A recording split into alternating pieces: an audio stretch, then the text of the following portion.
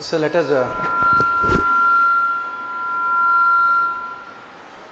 look at the syllabus.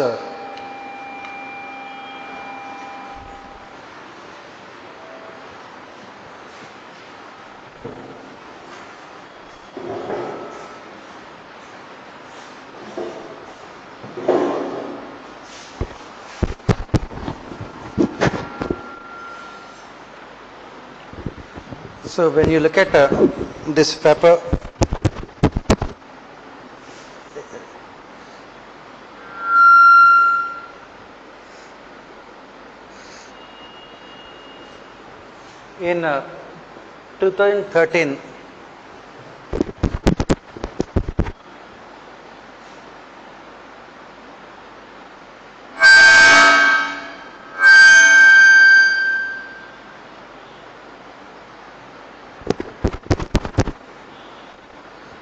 in 2013, UPSC made changes to this paper of General Studies. Earlier it was only about polity. It was mostly about constitution. In 2013, it was till 2013 it was part of General Studies paper 1. In those days we had 2 papers of GS and 2 optional papers. In GS, in those 2 papers, 1 paper we had this polity. So obviously the syllabus was less, the marks were also less. From 2013 onwards, UPSC made changes. They have made this as what you call a completely an independent paper of General Studies. So what did they do? This paper was divided into various parts, starting with the constitution, starting with the constitution, then polity, then governance, then social issues, and then finally international relations. They have included all these topics in the, they have included all of them in the syllabus. As I said earlier, it was mostly constitution. Earlier it was only about constitution. Now the question that we are asking here is, why did they expand the syllabus to all these things? Why did they expand the syllabus? They have expanded the syllabus because all of them are interrelated. All of them are interrelated.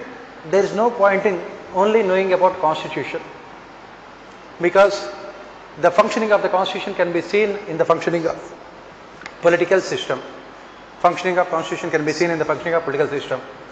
And it is closely related to governance, what we call it as administration. And all of them are interrelated to what is called social issues facing the society. And when you talk about all these things, we cannot forget international relations.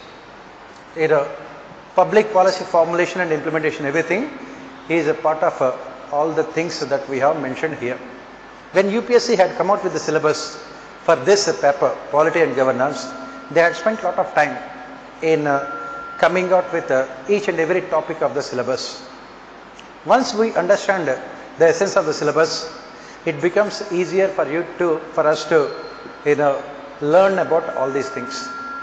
That is what we will do. Let us try to understand the entire syllabus. First one is, it starts with the constitution, historical underpinnings, evolution, features, amendments, significant provisions, and basic structure. So what does it say? Basically, this topic talks about how we have evolved our constitution over a period of time, how the constitution of the country has evolved over a period of time, because it was the 250 years of British rule that had made us realize the problems of imperial states, the challenges of exploitation. So when you look at our constitution reflected the conditions at that point of time. Historically, what are the features which we have included in our constitution? Historical underpinnings. Why? Because our constitution has evolved over a period of time. It has evolved from the British times. It was the Britishers who for the first time introduced the concept of rule of law in our country. Before the advent of Britishers, we had only what is called monarchy. In monarchy, we don't have any rule of law. We don't have any constitutional law. It was the Britishers who introduced all of them with the help of what we call regulating acts. From 1773 till 1857, and again from 1857 till 1947, they introduced so many constitutional reforms in our country. As part of historical underpinnings, we have to look at all of them. Everything from 1773 till 1947, all these regulating acts. And if you look at this, from this only, every year in our prelims, at least 2 questions will be asked. 2 to 3 questions will be asked from this topic in our prelims. From this historical aspects of our constitution. Then after 1947, it has taken almost 3 years for our Constituent Assembly to come out with a constitution for the country. And as part of that, we will be looking at what are the features of our constitution, what is basic structure, what are the specific provisions related to various aspects of our constitution. We talk about the values of our constitution. It is the preamble of our constitution which included all those values: socialistic, secular, democratic, sovereign, republic. All these adjectives were included in the preamble of our constitution. As part of the discussions, what we will be looking at is that whether all these adjectives which have become part of the preamble of our constitution, whether all of them have been implemented in both letter and spirit in our country or not.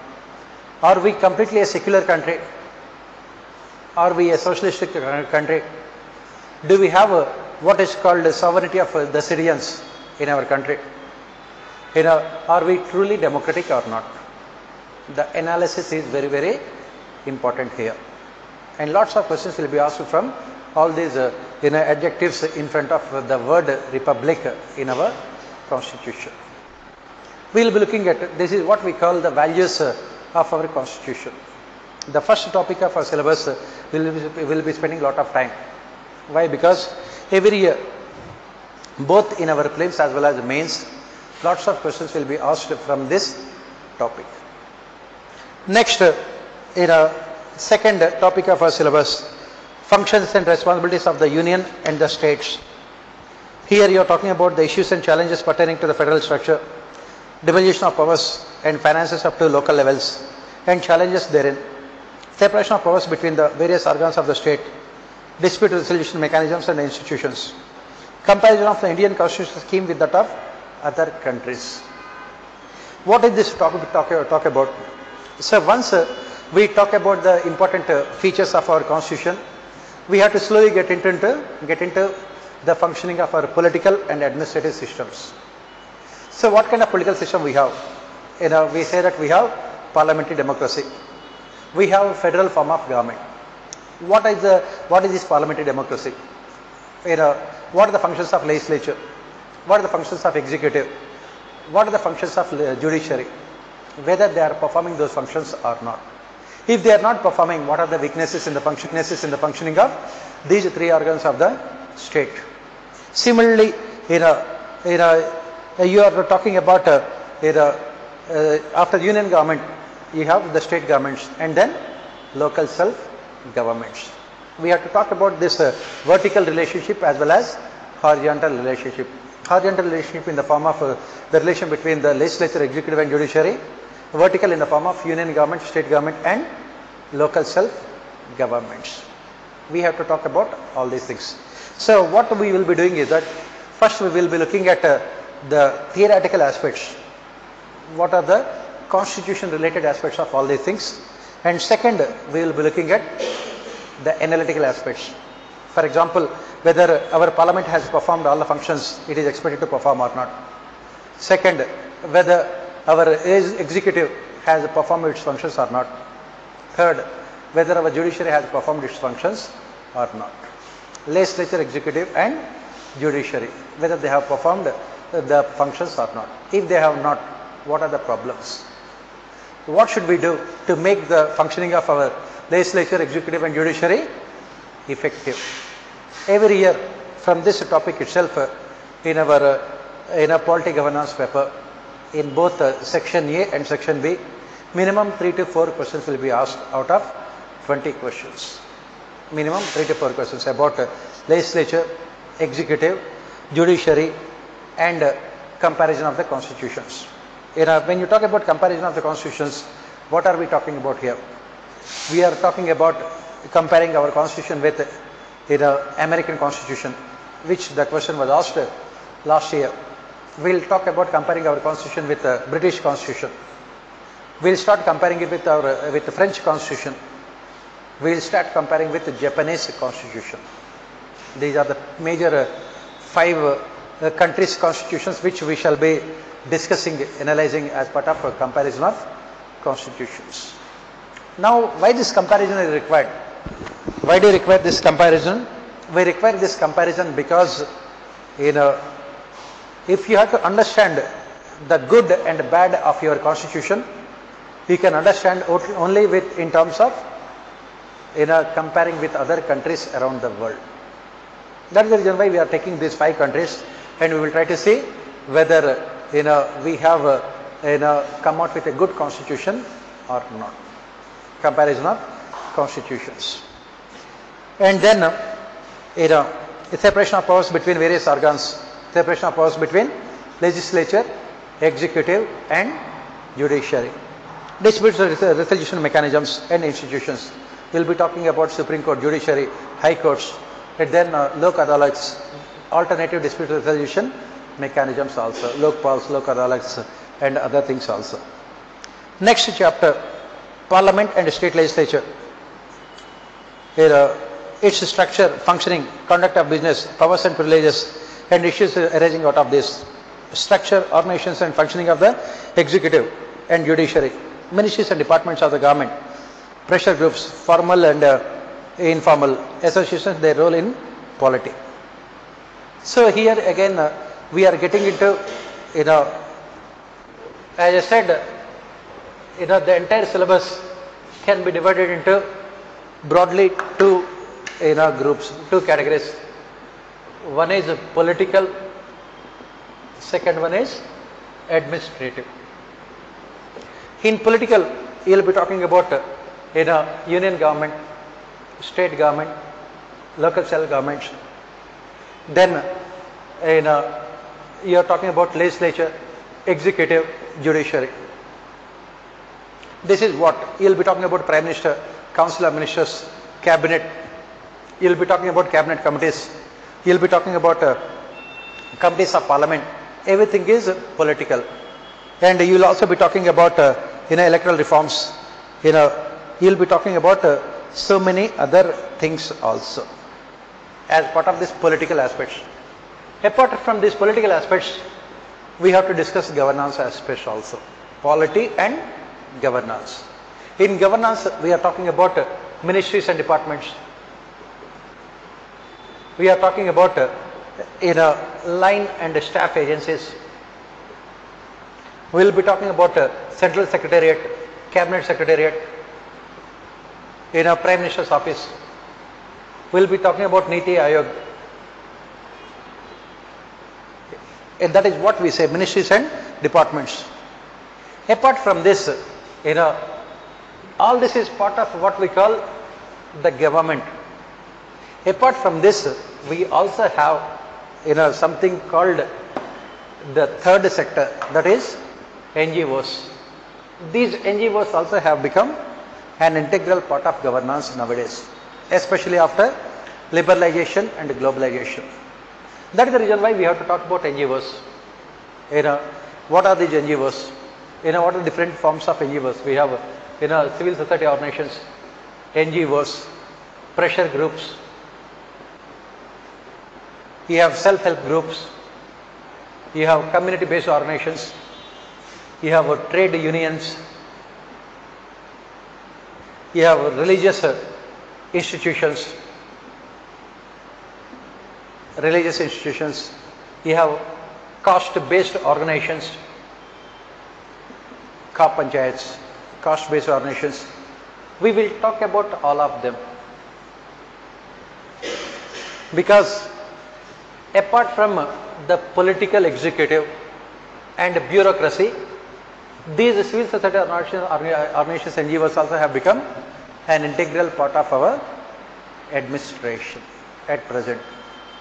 Our governance, discussion on governance is not complete without analyzing these institutions.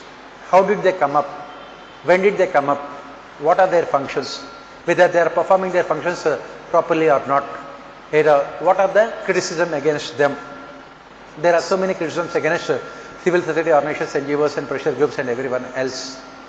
And what should be done to make them effective in their functioning?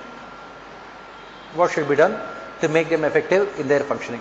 That is what we will be discussing as part of the third sector, which is part of what is called governance. Apart from bureaucracy and political executive, this third sector is also very, very important to improve governance of the country.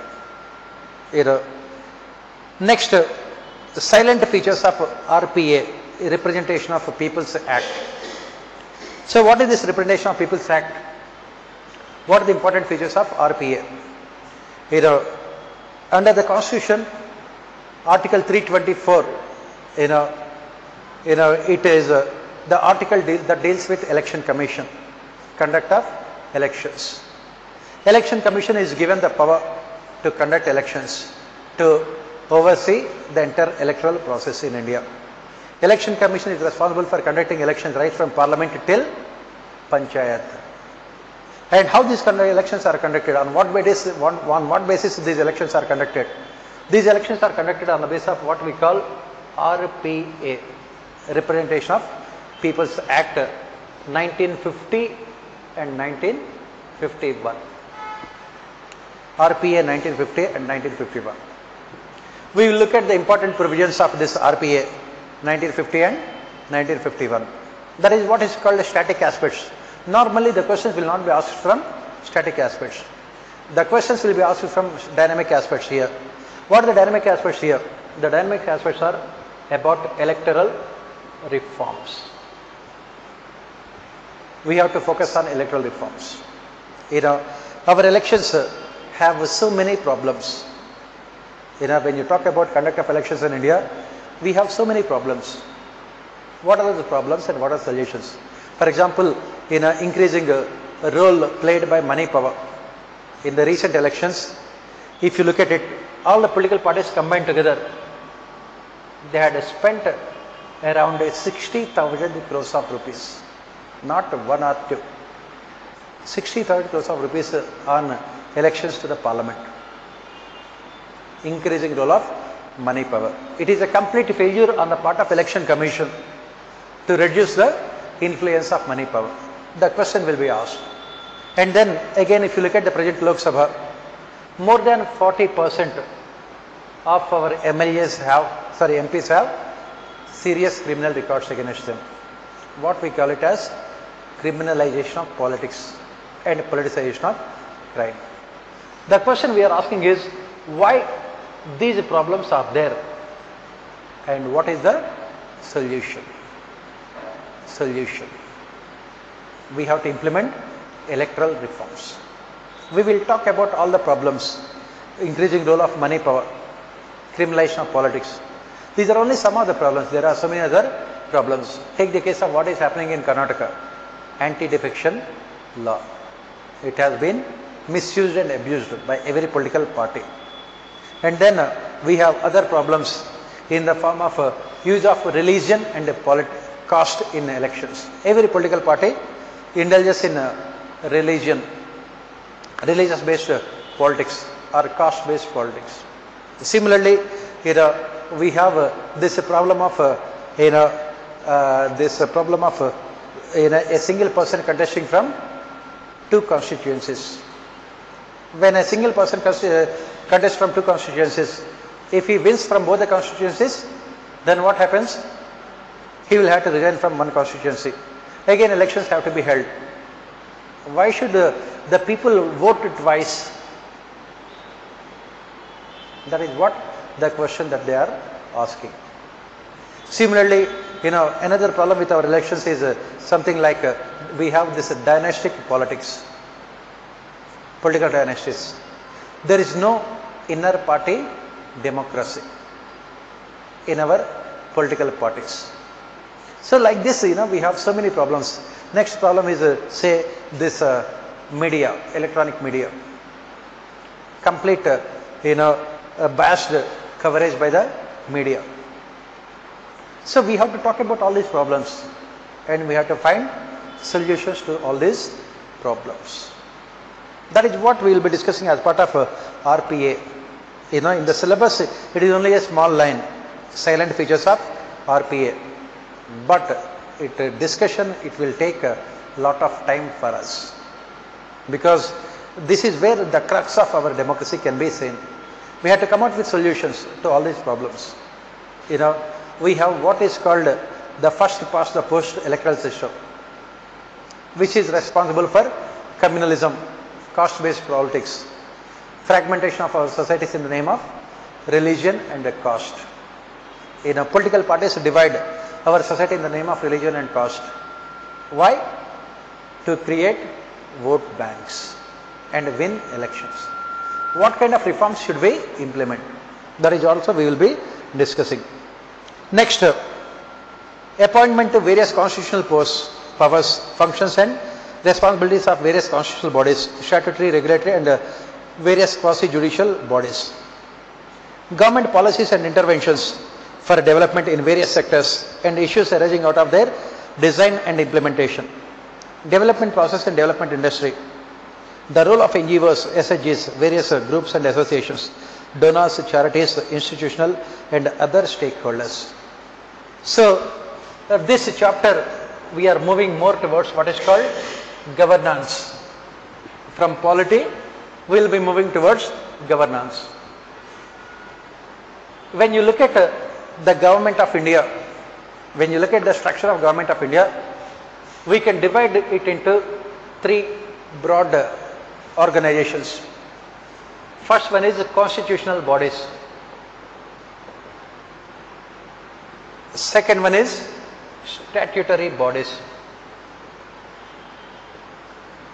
And third one is those organizations or institutions which are created by presidential resolution.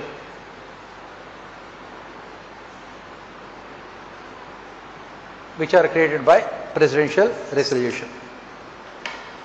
We divide them into these three categories. What are the constitutional bodies? Constitutional bodies means those institutions which have been mentioned in the constitution of our country. What are the institutions which are mentioned in the constitution of our country? Legislature, parliament, judiciary, governor, president, prime minister, vice president, high courts, CAG, UPSC, election commission. These are all what we call them as constitutional bodies. Why they are important? Why? Because these bodies have maximum amount of autonomy. They have maximum amount of independence, autonomy. Second, statutory bodies. What are these statutory bodies? What are these statutory bodies? Here, statutory bodies, as the name itself indicates, are those organizations which are created by a statute, a legislation by the parliament. Statutory bodies are those institutions which have been created by the Parliament, by an act of Parliament. These statutory bodies are the ones which have been created by an act of Parliament. Statute means legislation. Statutory bodies means which have been created by a legislation. What are the examples of these statutory bodies? What are the examples of these statutory bodies? Can you give me the examples of statutory bodies?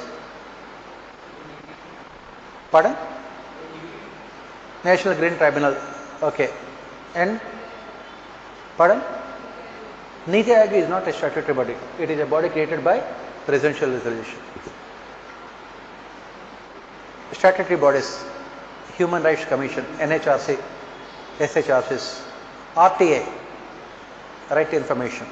Inner Central Information Commission is a statutory body. All the tribunals and regulatory authorities, SEBI, statutory body, PFRDA, statutory body, TROI, statutory body, in a IRDA, statutory body. All those institutions which have been created by an act of Parliament, we call them as statutory bodies which have been created. What is the difference between constitutional bodies and statutory bodies? Constitutional bodies enjoy more independence and autonomy. Why? Because their autonomy is guaranteed by Constitution.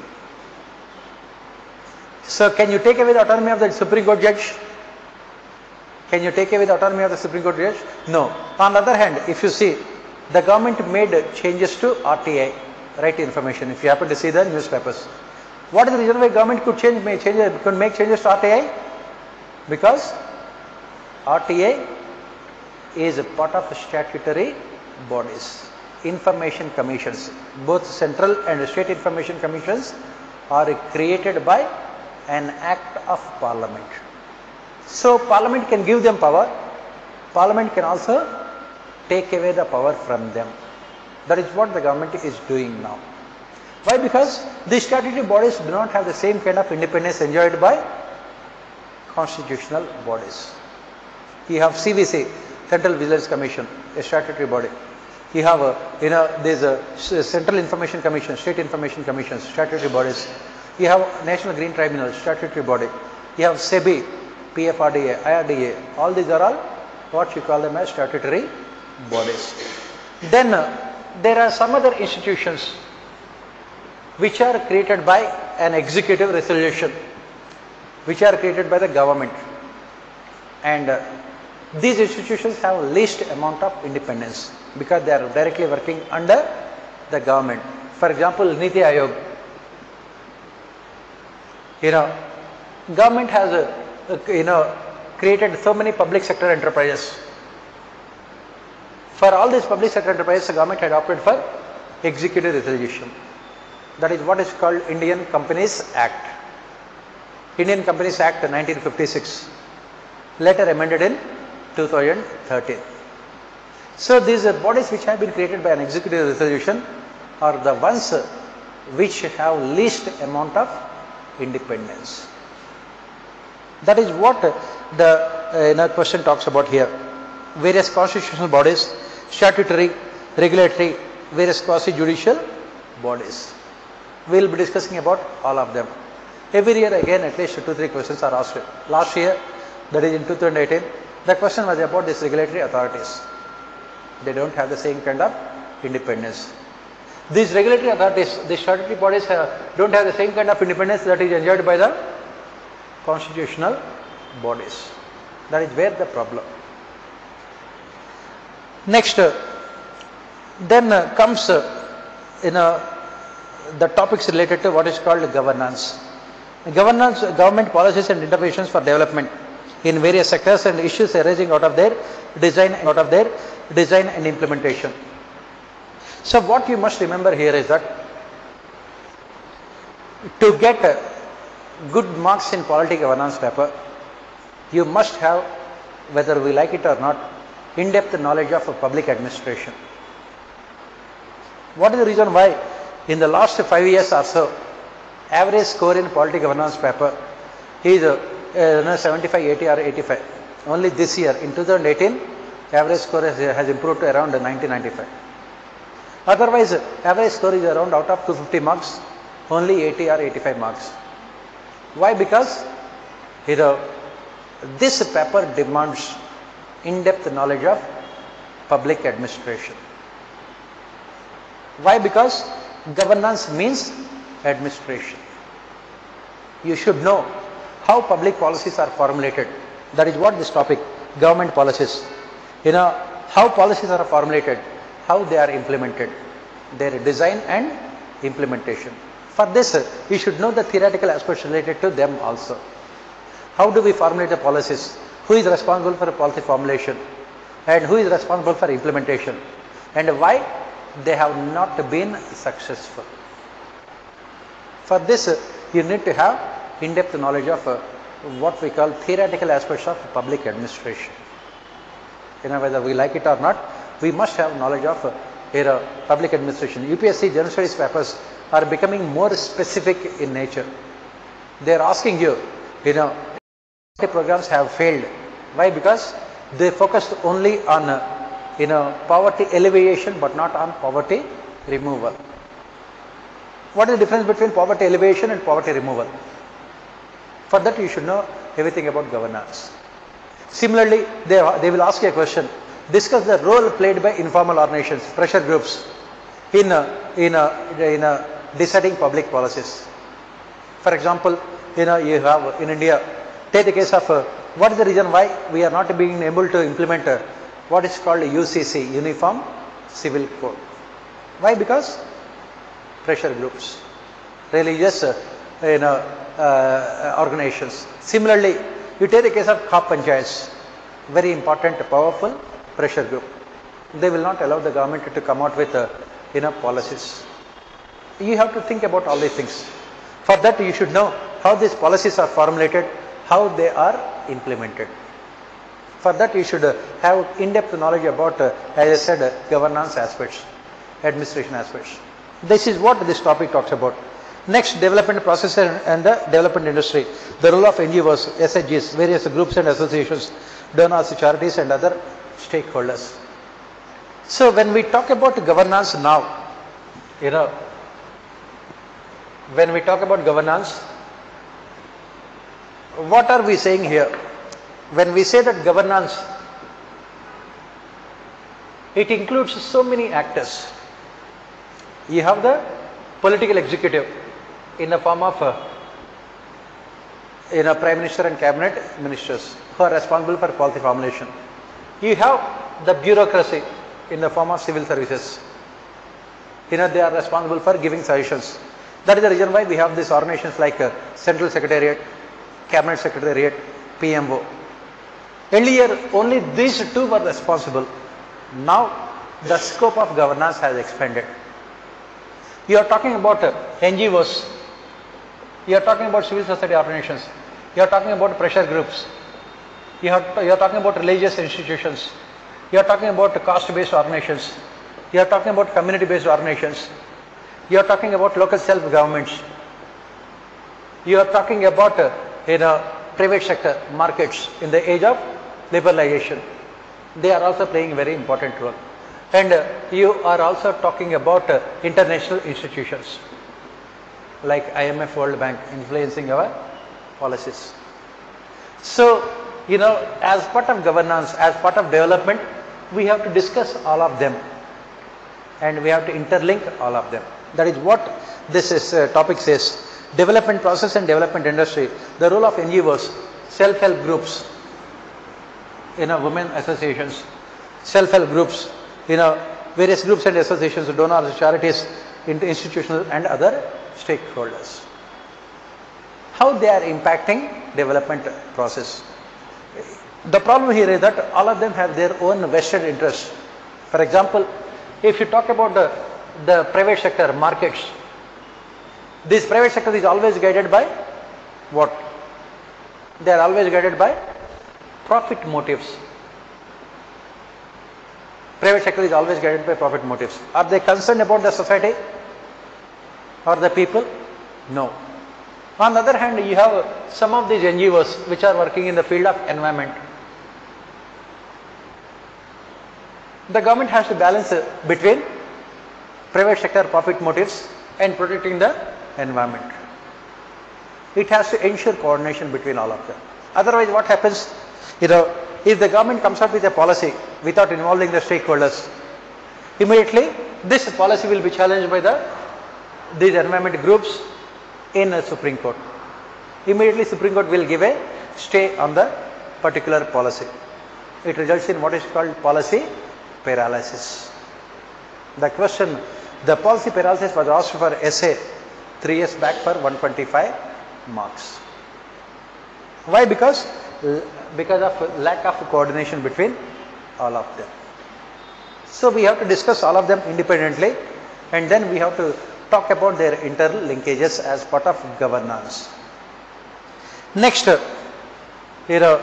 topic in our syllabus, welfare schemes for vulnerable sections of the population by the center and states and the performance of these schemes, mechanisms, laws, institutions and bodies constituted for the protection and betterment of these vulnerable sections. So, if you take a country like India, what is the problem in a country like India? The problem is that vast majority of our population are either poor or middle class sections of society. We have economic backwardness. We have different types of backwardness. We have economic backwardness. We have social backwardness in the form of backward caste. We have educational backwardness. What percentage of our population is literate? We have a very significant population who are illiterate. Educational backwardness. We also have backwardness on the basis of the regional backwardness. Certain regions of the country are very poor. This entire Gangetic belt, it is extremely poor.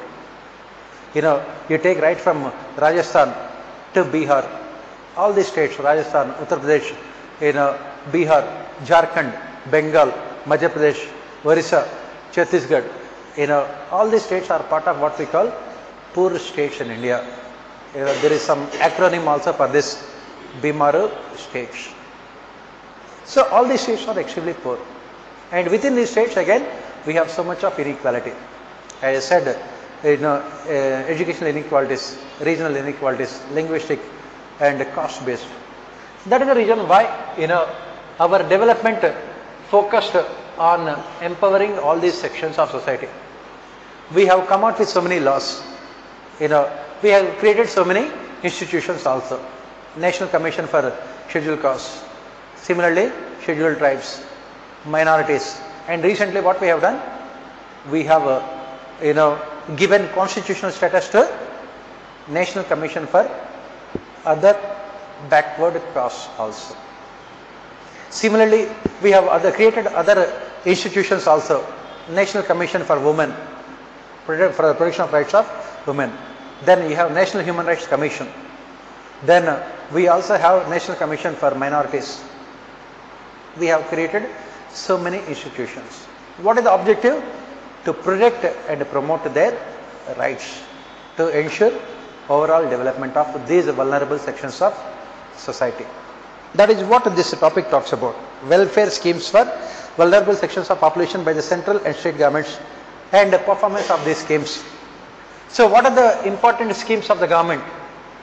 What are the important schemes of the government that we talk about? What are the flagship schemes of the government for the welfare of these sections of society? We have this Food Security Act, under which 66% of our population are given subsidized food. Food Security Act. Then we have NREGA, National Rural Employment Guarantee Act, to provide employment to people. Then we have Sarva Shiksha Abhiyan, We have this Sarv Shiksha Abhiyan.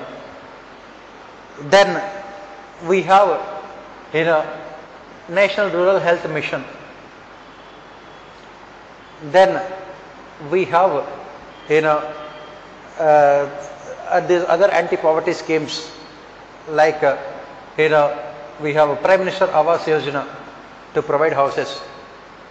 Then we also have a safe drinking water mission for people to provide safe drinking water.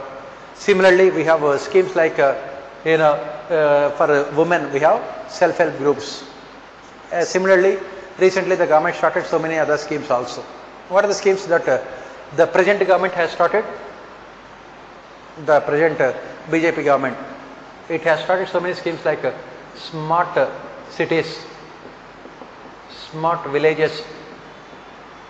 Then it has started schemes like JAM, Jan Dhan Aadhaar Mobile. Then it has also started schemes like Make in India. Make in India, then Startup India, then Skill India, then Stand Up India, then Go to Hell India. That was not there. We will start that scheme also. We have so many Indias. We have started so many schemes. Apart from this, recently the government had started a scheme for farmers, Kisan.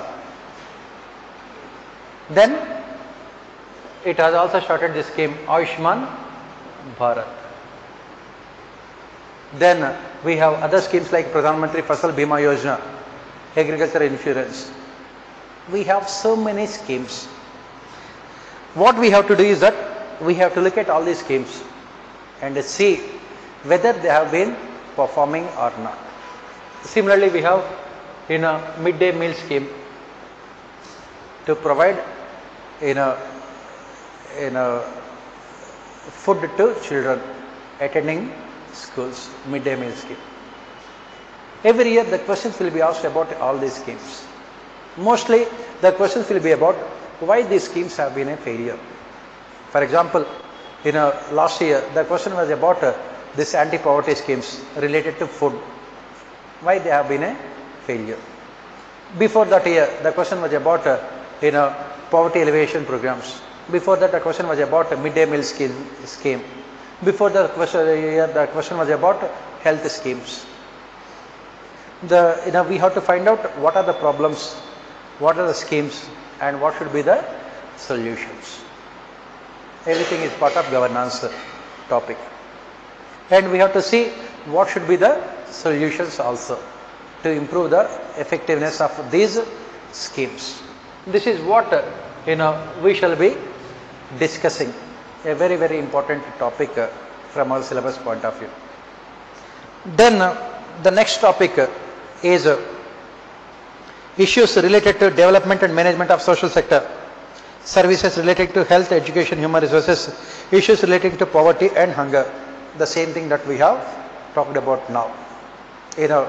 Issues related to poverty. What is the percentage of poverty in India? How many people are living below poverty line?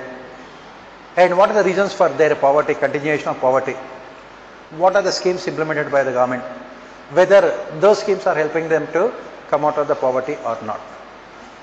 Similarly, same thing related to hunger. The problem is that in India, food is available, what is not available is nutritious food. That is the reason why what we see in India is very high level of malnourishment among the children. This is what United Nations report also has said.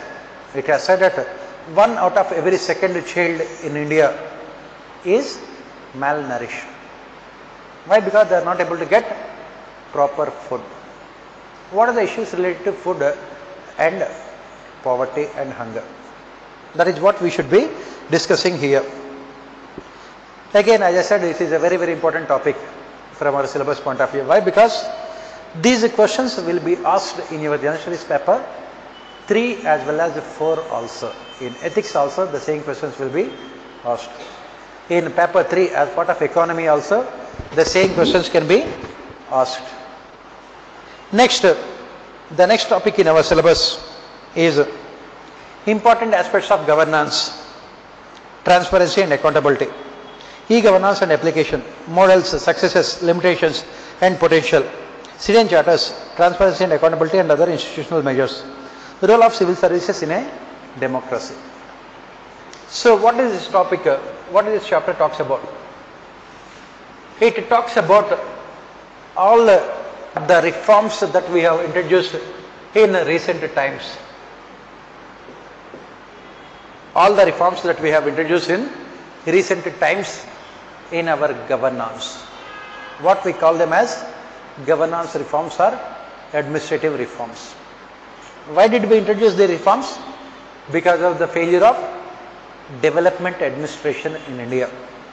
Development administration in the form of implementation of welfare schemes, in the form of implementation of development schemes has been a failure. Why it has failed?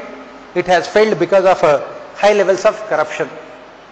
It has failed because of lack of people participation. It has failed because of complete absence of accountability mechanisms of bureaucracy. So what is the solution? When all these programs are a failure, what is the solution? The solution is reforming our systems. Complete reform of our systems. What are the reforms that we are talking about? The reforms which we are talking about are those reforms which will ensure participation of citizens, which will make bureaucracy accountable for their performance, which will ensure transparency in administration, which will reduce corruption in our administration. And what are those reforms here they have given? They have given e-governance. What you must remember is that the syllabus is only an indicator.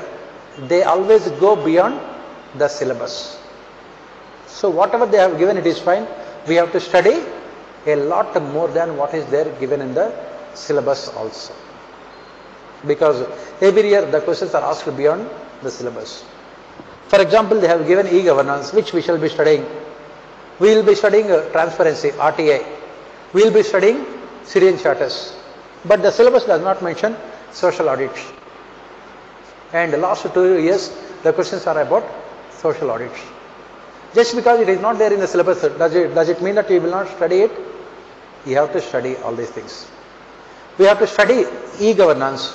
We have to study civil society organizations. We have to study social audits. We have to study citizen charters. We have to study other things. What are other things? We have to study public-private partnerships, even though it is not part of the syllabus. We have to study regulatory authorities. We have to study all these developmental and welfare schemes. As I said, we should go beyond the syllabus. How to make bureaucracy accountable, that also we have to study. And for that we have to study what is called civil services reforms. Every year the question will be asked about civil services reforms. What are the reforms that we talk about? We talk about lateral entry into civil services. We will talk about lateral exit from civil services. We will talk about professionalization of civil services. We will talk about increasing role played by specialists in civil services. We will talk about making civil services accountable to the people with the help of citizen charters and social audits. We will talk about ensuring transparency in administration by implementing RTI. Every year the question will be there on RTI. And please remember, all these topics which we have, last 3 topics in our syllabus which we have discussed now, all of them are there in your ethics paper also. All of them are there in your ethics paper also. Implementation of developmental welfare schemes, corruption, work culture, transparency and accountability, citizen charters, RTI. The same thing is being repeated by UPSC in your ethics paper also. All of them are there. Because if you take your ethics paper, at least half the case studies you will be answering with the help of e-governance, RTI, citizen charters and social audits. So if you have very good with your governance, you will be doing very well in ethics. In the same manner, role of civil services in a democracy. This is the essence of entire ethics paper also. What bureaucracy is expected to do in a democracy. Tomorrow you become a civil servant, you should know what are your functions in a democracy like India. Because unless you know, how can you become an efficient civil servant? The topic is very simple, role of civil services in a democracy. But you have to discuss a lot about it. So this is what the syllabus of polity governance. The last chapter is about international relations. The last chapter is about international relations. You talk about bilateral, regional, global groupings and agreements involving India and other countries, effective policies and politics on developed and developing countries, India's interest, Indian diaspora, important institutions, agencies and fora, their structure and mandate. Since these international relations is what we call in a current affairs topic, because this IR, UPSC asks around 4 questions in IR from our political governance syllabus, and these 4 questions are mostly related to current affairs. We will be discussing mostly as part of before the main examination. We will talk about all these things. We will discuss all these things. IR, they are asking around 4 to 5 questions. We will discuss them also. So this is what the syllabus of our polity governance paper. Polity, constitution, polity, governance, social issues and international institutions and relations.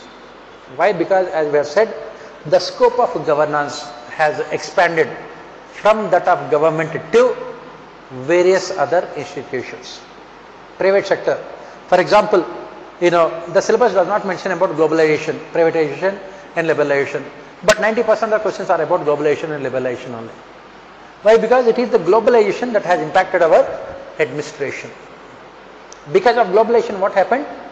Private sector had become a very important part of development along with NGOs.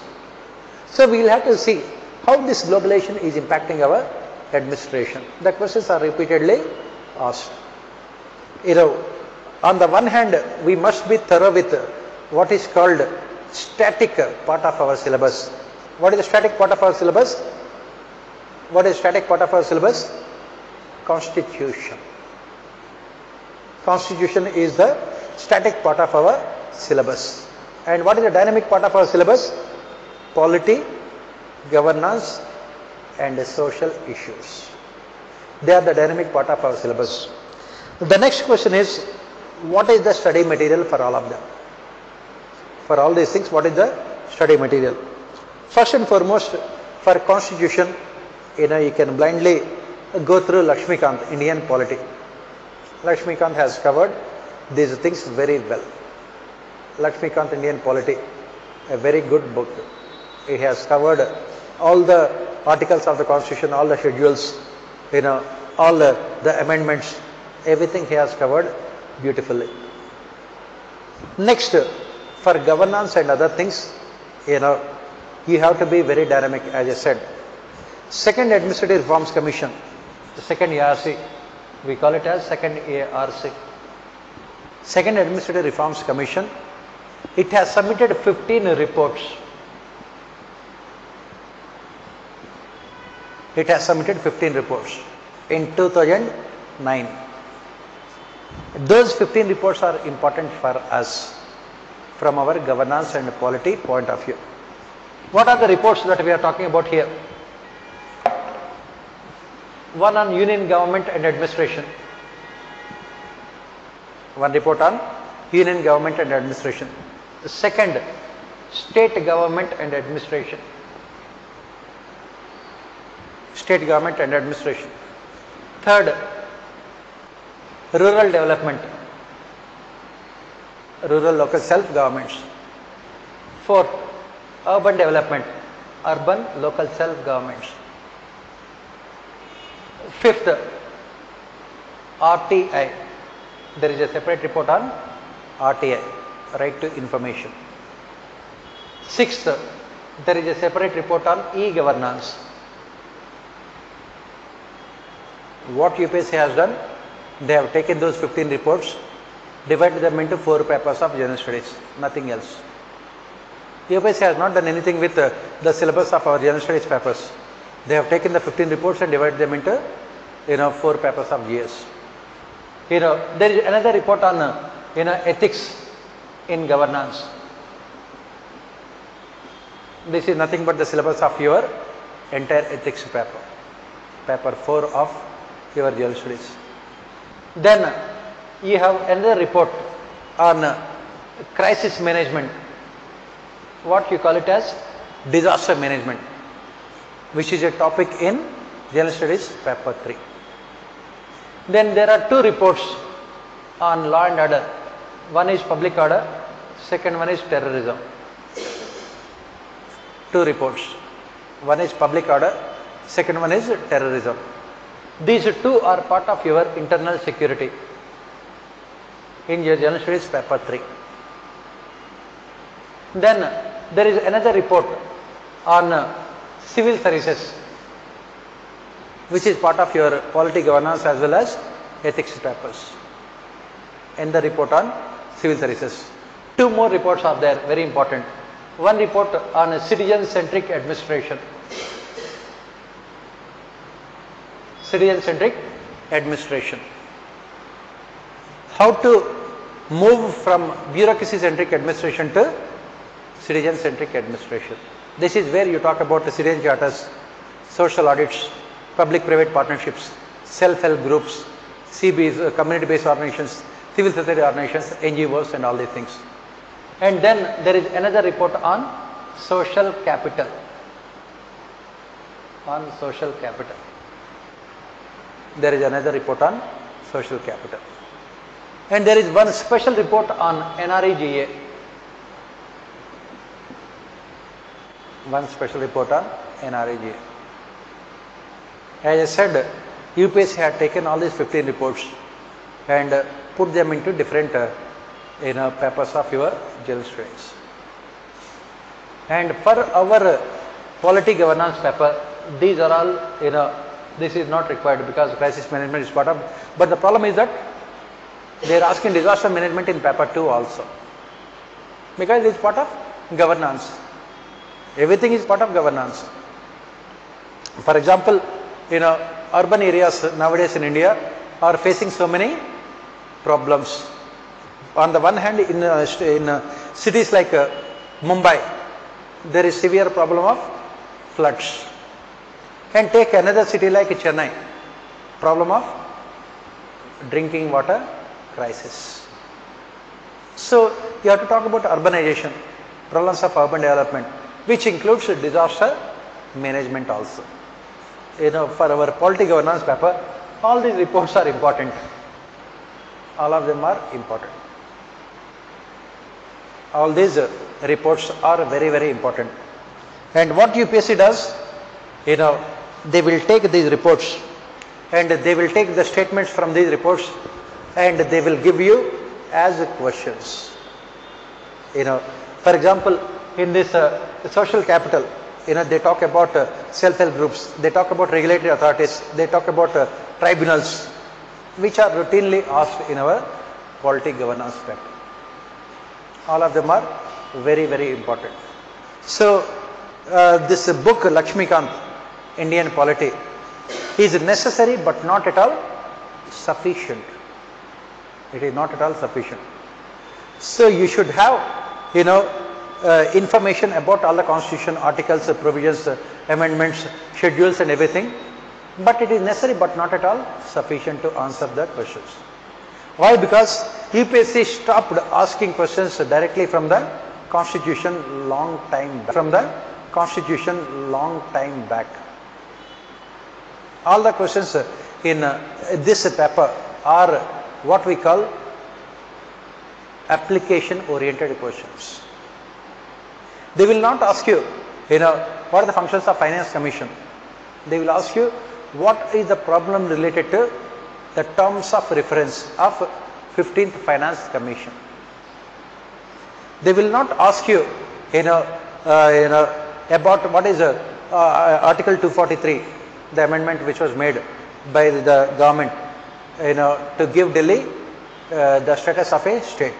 They will ask you, what are the problems between Delhi's Lieutenant Governor and the Chief Minister of Delhi. What the Supreme Court has said about those things. They will not ask you, what is the problem with prevention of, what is the problem with corruption in India. They will ask you, what are the changes made by the government for PCA, Prevention of Corruption Act 1988 recently, and why the changes are opposed by civil society organizations, NGOs. They will ask you why RTI has not been as successful as it should have been. They will ask you, what are the problems in implementation of citizen charters. They will ask you why we have not been able to pass this uniform civil code. They will ask you, why we have not been able to reduce the influence of Khap Panchayats. And they will ask you, why our judiciary has not been as efficient as it should have been. They will ask you, what is this judicial activism? They will ask you, how to make our judiciary accountable. So, everything is related to what is called current affairs. That is the reason why, you must be reading newspapers regularly. For example, you can see there was so much of problem with the functioning of CBI in recent times because of the conflict between the director and deputy director and other people. There is so much of conflict related to Lokpal. Finally, the Lokpal members were appointed by the government. But still, Lokpal is not functioning because government has not informed them what should they do. Our fight against corruption has not been successful. Why our fight against corruption has not been successful? Because of absence of political commitment. None of the political parties are interested in reducing or eliminating corruption. So they will ask you all these challenging things. As I said, the regular polity in the form of fundamental rights, directive principles, in the form of articles related to President, Prime Minister, center-state relations, local self-governments, judiciary, these are all regular polity which you find in any of the standard books on polity, whether it is Lakshmikant or any other standard book. But unfortunately, as I said, whether it is prelims or mains, they are not asking questions from this regular polity. Last year, in the prelims, 20 questions were asked from polity out of 100. And most of them could not attempt those 20 questions. Why? Because the questions are so analytical. Even this year also, the questions are so analytical. Why? Because now what is happening is that students, because of increasing concentration levels and everything else, they are able to mug up the things. They can mug up all the 440 articles in the Constitution. They can mug up all the 12 schedules of our Constitution. They can remember all the amendments, including the latest 123rd amendment also. So UPSC cannot beat you when it comes to facts. Why? Because you are always one step ahead of UPSC. You will remember all the facts. So how can UPSC beat you? Only with analysis. Only with analysis. Why secularism in India has failed? For that you should know the reasons. What is secularism? What is this Indian concept of secularism? How it is different from Western concept of secularism? What is Gandhian philosophy regarding religion and politics? And why it has failed in India? This is analysis which you do not find in the books, which you do not find them in the regular standard textbooks. and that is where you require additional in-depth knowledge. So what is required for this, for you to get good marks in polity governance paper? You must have very good knowledge about what is called post-independent India's history, a topic which is there in your paper 1 of general studies. In the form of post-independent India's history, you should know what happened in India right from 1950s till now. The questions were asked, whether it is paper 1 or paper 2. The question they have asked is about the kind of contradictions and paradoxes that we find in the functioning of our political system. What are the contradictions and paradoxes? What a political party says, professes, is completely different from what it practices in reality. According to Representation of People's Act 1951, in 1950 and 1951, Election Commission can de-recognize political parties if they do not commit themselves to socialism, objective of socialism. How many political parties in India are socialistic? They will say that they will implement socialistic objectives. The moment they come to power, whom do they benefit? All the time? Only big capitalists. That is the kind of contradiction you talk about. Every political party say that they will, protect the unity and integrity of the nation. In reality, they will be promoting secessionist tendencies. Mamata Banerjee, she is talking about Bengali, and in South India, you have the states like Karnataka and Tamil Nadu talking about language. The questions will be asked about these things. This is what I say political aspects. What we have these topics like regionalism, communalism, all these things again we will be discussing as part of our polity governance paper, because everything is interlinked. I cannot discuss about constitution without analyzing regionalism, communalism and caste-based politics. Can we? You cannot. I cannot discuss about development and welfare schemes without discussing about economy.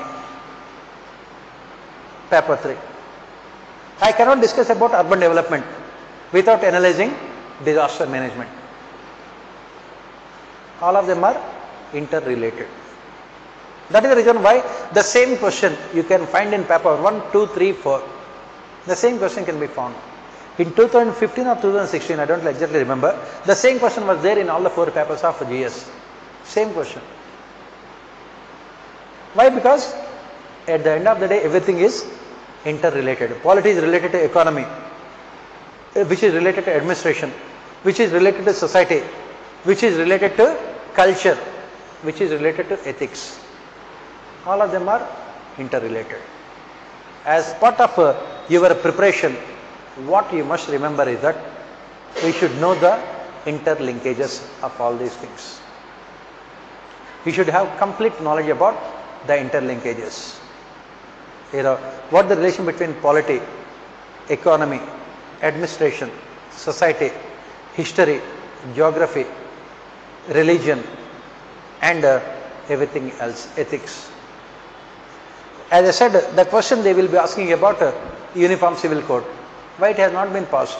Why? Because of the kind of electoral system that we have. Article 370, the question that was asked. Article 370, when it had come into the existence, it was called a temporary provision. Why it had become permanent? Article 35A read along with Article 370. Why it had become permanent? Why did we give this permanent status to Article 370, giving independent status to Jammu and Kashmir? That is what they will ask you the question. Why? Why? Because of what is called competitive politics played by political parties in India. What is the difference between BJP and other political parties in our country? What is the difference between BJP and other political parties in our country? There are 3 things which separates BJP from other political parties. What are the 3 things? First one is Article 370. Second one is Uniform Civil Code. Third one is construction of Ram Mandir. That is the difference between them. BJP wants abolition of Article 370. That is the reason why the moment BJP came to power, all these things were asked in your polity governance paper. Article 370 was asked. Then this communal politics was asked. And uniform civil code was also asked. Why? Because who is in the government now? BJP. So you should know all these things. As I said, you should know about the political history of India, right from independence till now, how it has evolved over a period of time. As you can see, Congress party has almost become completely disintegrated. Congress party used to be the major political party in India for a very, very long period of time. The central Congress party occupied central stage in our politics, and it has been replaced with BJP. Why did this transformation take place? We have to study all these things. What happened to regional political parties? What is this cooperative federalism?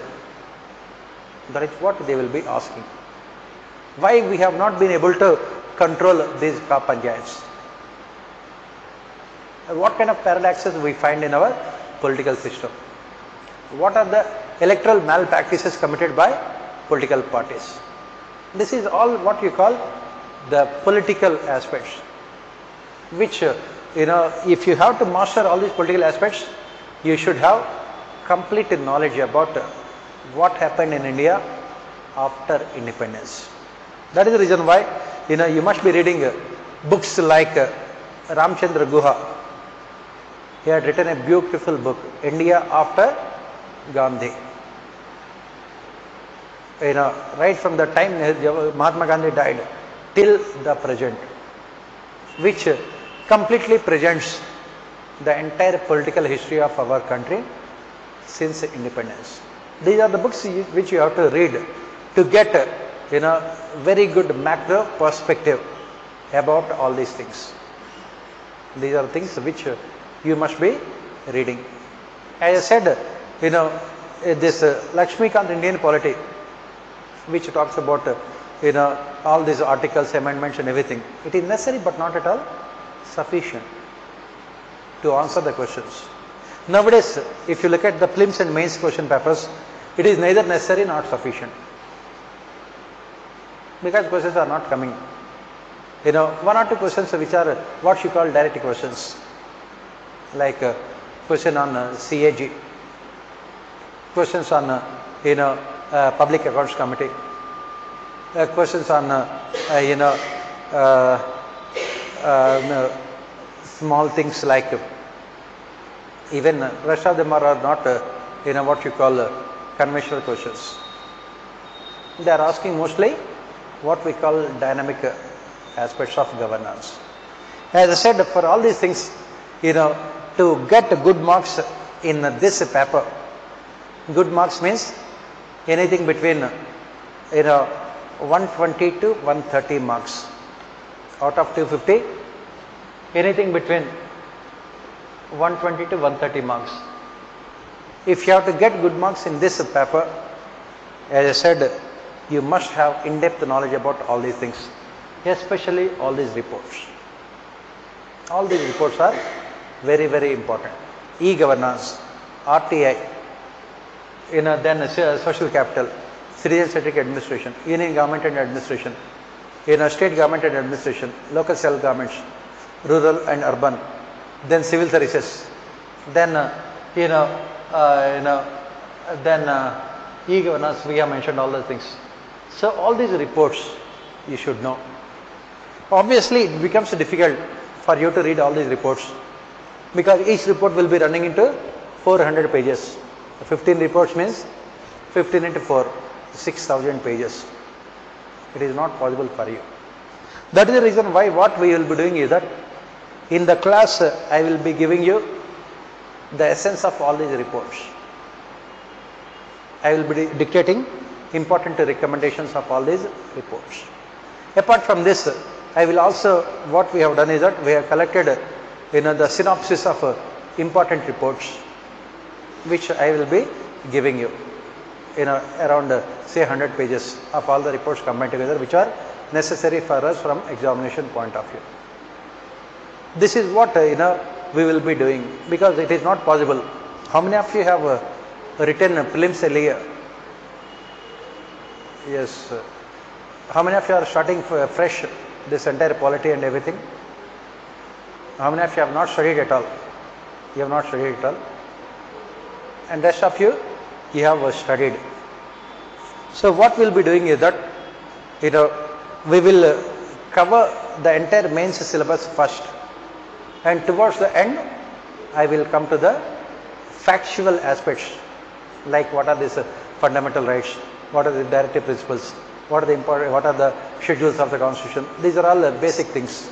These things I will be dictating in the class towards the end of our classes. Before that, we will look at all the important analytical aspects, all these topics from the first to the last topic.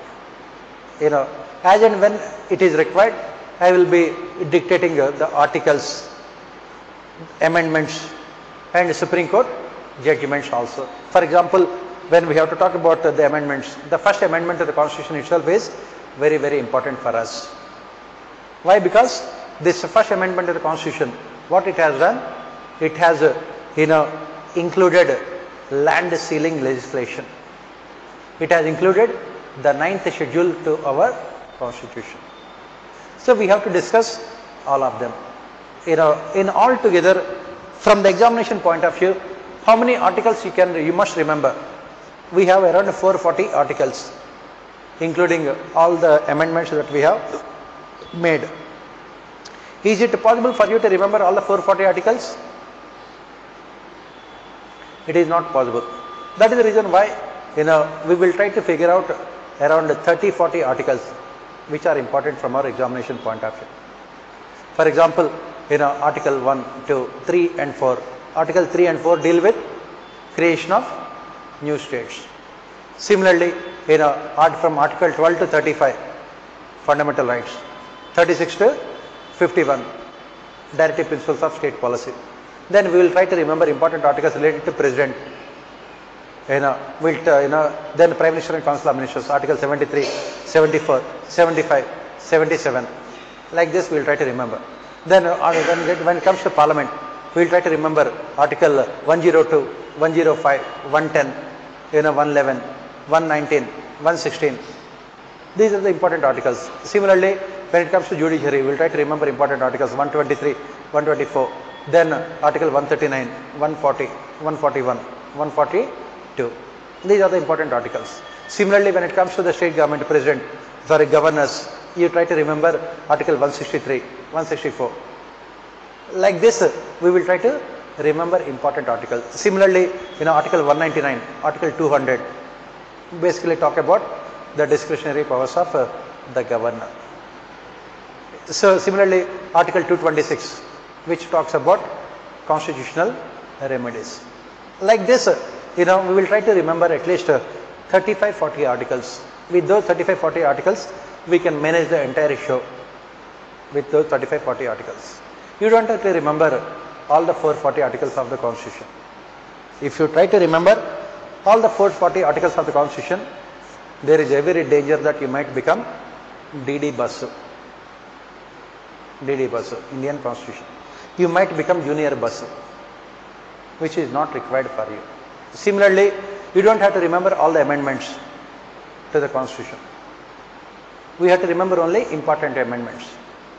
The first amendment, then 24th amendment, 25th amendment, then 39th amendment, 42nd amendment, 44th amendment, 73rd amendment, 52nd amendment, 75th amendment, 86th amendment, 91st amendment, then this 123 amendment, and then 110 amendment. All these things, important ones, we will try to remember, because they are the ones which are there in the news, which will always be asked all the time.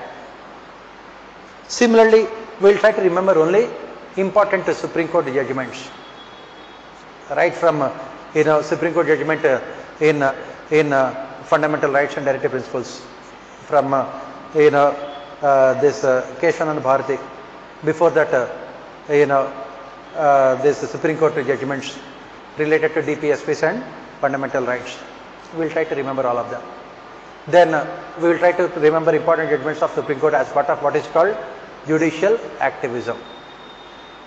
We have to remember around 15-20 judgments. And how do we remember them? We remember them by discussing the context in which the judgment was delivered by Supreme Court. If you try to remember the judgments like an academic exercise, try to mug up them, you will never remember. If you remember the context, for example, Supreme Court judgment in a Shabana case, if you try to remember only the judgment, there is every possibility that you might forget it. On the other hand, if you try to remember the context under which Supreme Court delivered this judgment in Shabana case, you will try to remember everything without any hard work. Without any hard work, you can remember all the things. That is the reason why we will focus on Supreme Court judgment in Minerva Mills case, Supreme Court judgment in Keshwananda Bharti case, Supreme Court judgment in other important cases, Supreme Court judgment in Menaka Gandhi case, Menaka Gandhi versus Union of India. These are all the important judgments of Supreme Court. Supreme Court judgment in what is called fundamental rights case. That is what is ADM Jabalpur versus Union of India, 1976 Supreme Court judgment, where we severely criticized the judgments of Supreme Court. Justice Chandrachud, whose son had again become a judge of Supreme Court, who has rectified the judgment given by his father in 1976 with his judgment in Aadhaar, wherein he said that Aadhaar is unconstitutional because it violates fundamental rights, the right to privacy. So we have to look at all those judgments. When we can remember those judgments well, better, only when we understand the context in which those judgments were delivered by Supreme Court. That is where, as I said, the political history of India will help us. For example, if you go back in 1967, Supreme Court had come out with a sensational judgment regarding fundamental rights and directive principles. What was the context in which the judgment was made? What is the judgment in 1967? Pardon? Which one? Gopalan in 1950s, Eka Gopalan. What is 1967?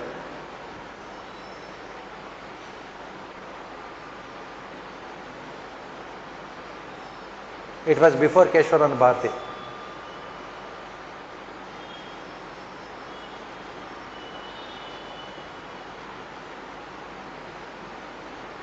This 1967 judgment basically nullified the previous amendment to the Constitution, the land ceiling legislation.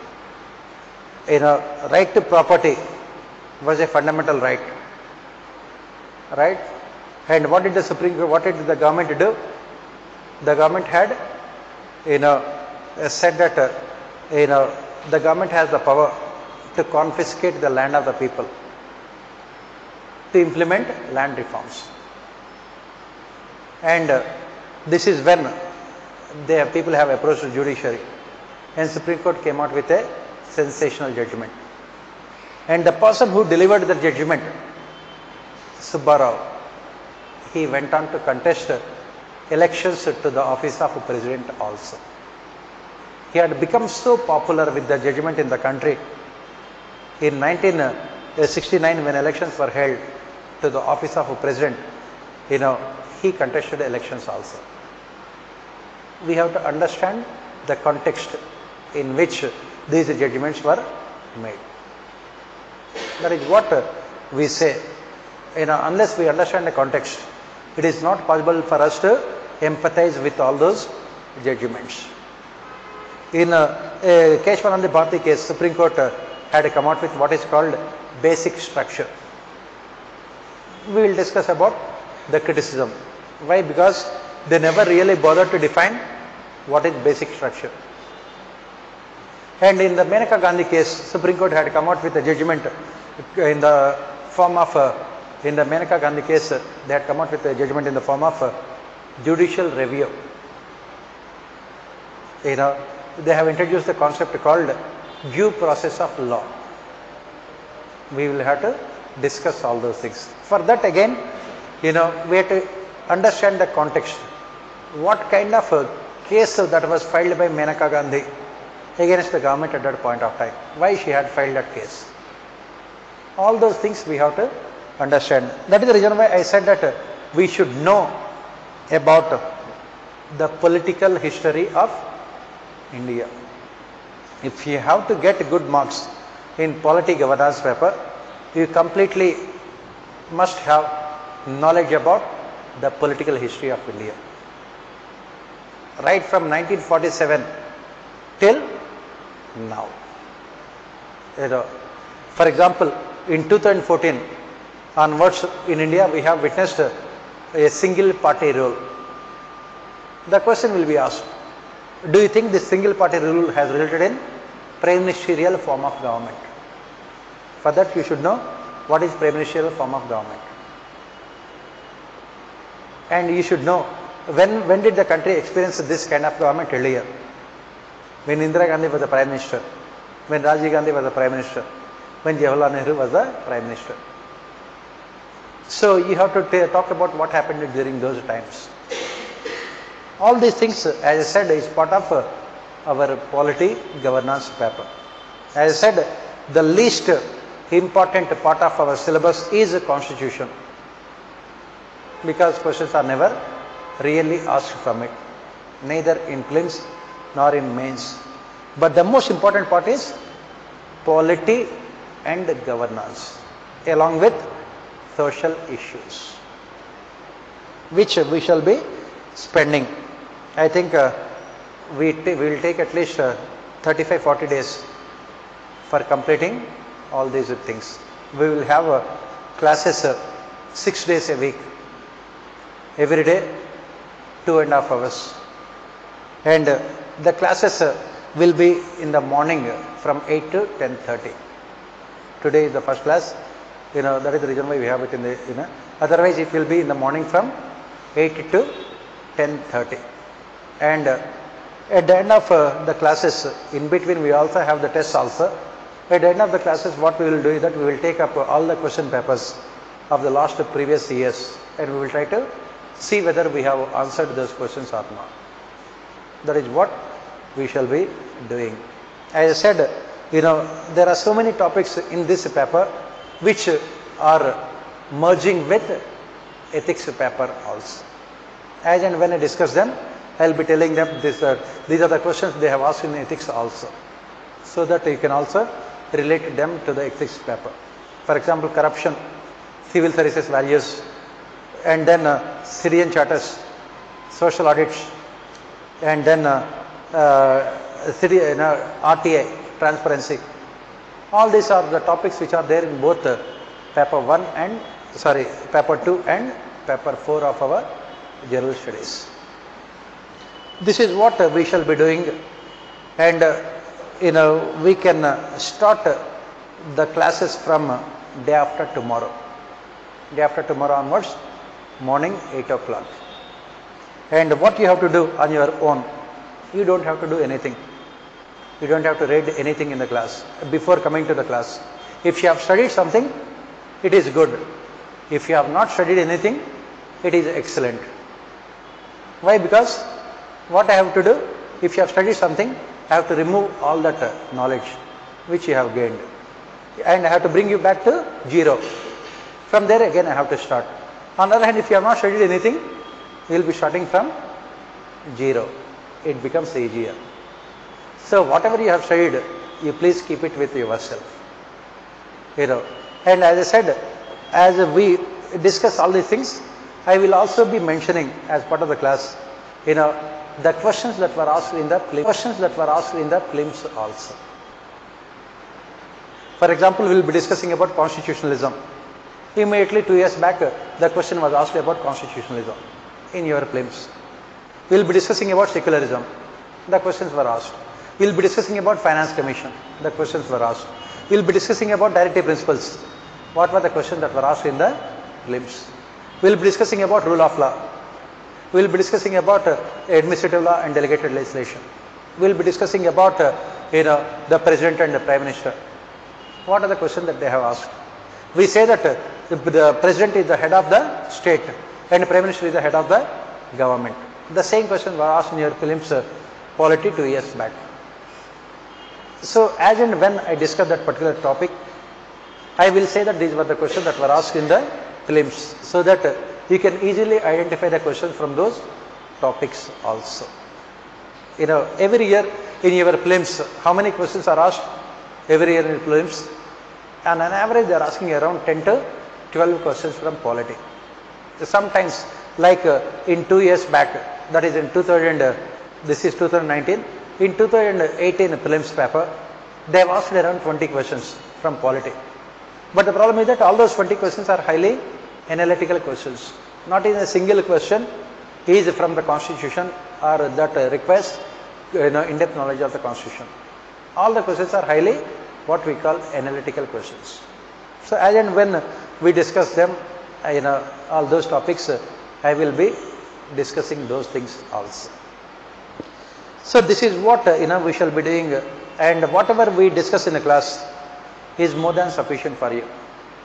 You don't have to read anything more except updating yourself with the current affairs, because they keep on changing all the time. For example, when we discuss about governors and speaker, it keeps on changing. Supreme Court is coming out with so many judgments.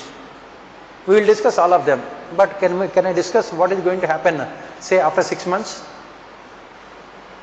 Is it possible for me to discuss? It is not. For that I should become God. Only gods will know about our future, right? So whatever that is happening till the completion of our classes, we will be discussing them. After the completion of classes, then you can ask me, what should we do till next year mains? That is the reason why I will be giving you, the important current events related to polity. Every year I will give you before the mains. At this point of time, I will give you important questions. I think all of you will be writing mains next year only. So I will be giving you the important events that have taken place in the whole 1 year in polity and governance. That is what we will be doing as part of this. Similarly, international relations, if you look at them, they are completely current based. From today till the next year, September, lots of things will be taking place. I can discuss up to what happened today, but what happened after today, in the future, that is where again I will be giving you later. So this is what and this is how we will be discussing. If you have any doubts, you can ask. Most of the time I will be dictating in the class only all the things. On the other hand, if I think that I have to discuss more, what I will do is that I will give you the notes so that I can spend more time on discussions. Otherwise, it is a combination of both dictation as well as discussion. And for those topics, in fact the entire syllabus is there. Most of the syllabus is there in your public administration optional, Indian administration also. What UPSC has done, they have taken the same syllabus and put it here also.